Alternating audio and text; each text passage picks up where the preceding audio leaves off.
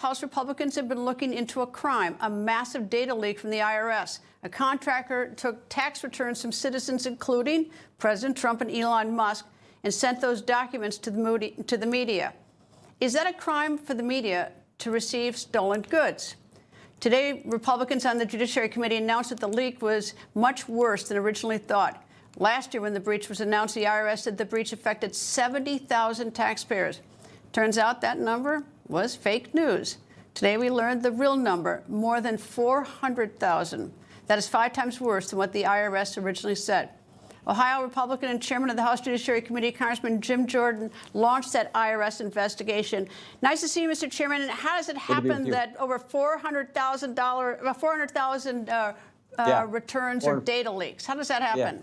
Well, this guy that was his stated objective. He went there, as a contractor, went there to his goal, his whole purpose was to release President Trump's tax return and others.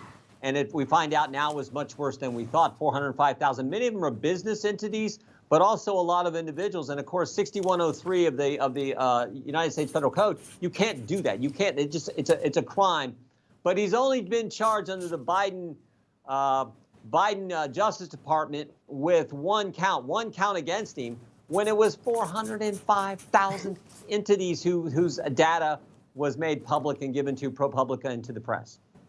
All right. Is it a crime for the press to receive stolen goods? I mean, I know we can go back to the Pentagon Papers, and because there was a huge debate about that. But when we in the media get those documents, because there's some people that will publish them, whether it's, of President Trump or former President Joe Biden, at what point does it become a crime for us? Well, I would be a little nervous about saying it's a crime for the press to print them, but it's certainly a crime what this individual did, Mr. Charles Littleton, and he should be punished for doing so, not given what I think is what a lot of people would think is a slap on the wrist by the Biden-Garland Justice Department. So, and I think you got to keep this all in context. This is the same IRS where the Democrats wanted money for 80,000 new agents. This is the same IRS who on Christmas Eve 2022, Matt Taibbi, one of the Twitter file guys, writes a piece, and that very night, Christmas Eve, they say start an investigation into him, and then a few months later,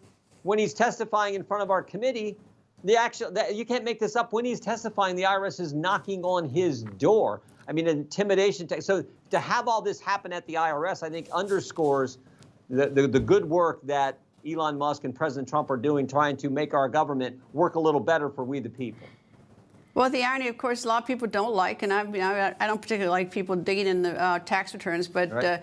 There's a lot of controversy last week about a Representative Doge digging into the tax returns, and now we learned 400,000 tax returns were, or 400,000 data. So it's, obviously I see the irony of that. All right, who is this guy who at least had one? He got 5 years for all of this. Who is he? Do you know anything about him? I don't. We're trying to figure a little bit more of that out, but I don't.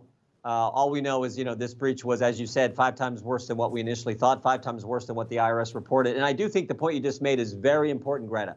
Everyone's going after Elon Musk and the Doge effort and his team and President Trump saying, oh, they're going to get access to information.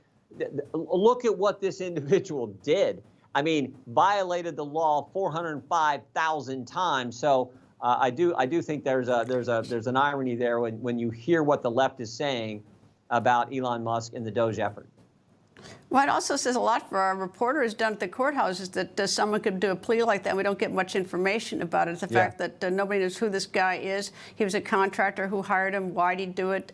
Whether the data has been recovered or not. I don't know they can necessarily recover the data, but someone decided to give him a sweetheart deal. As you noted, each person is a separate crime, and so he got a pretty good deal. He makes, it's a pretty sweetheart deal. Sure is, and you're exactly right. I mean, we're going to work on getting more details about this whole thing, but I think it's again a reflection of the Biden Justice Department and what their prior. I mean, remember, this is the same Justice Department. I always say can't tell us who planted the pipe bombs on January 6th. The same Justice Department can't tell us who leaked the Dobbs opinion. Same Justice Department can't even tell us who put cocaine at the White House. So, there's real problems there. So I'm really encouraged by Pam Bondi, Todd Blanche, Kash Patel, Dan Bongino, the folks who are going to the Trump Justice Department. I think it's going to be a whole different story.